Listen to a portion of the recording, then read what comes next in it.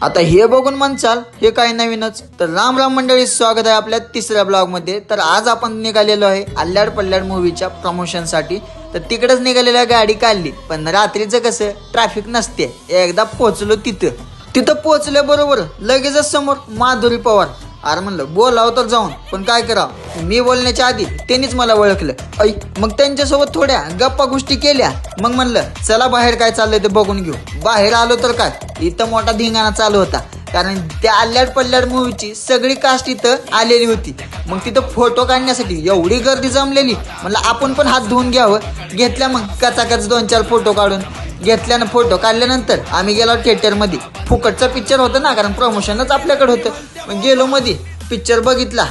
एकदम खतरनाक असा पिक्चर होता, कारण मराठीमध्ये नवीन काहीतरी बघायला भेटलं.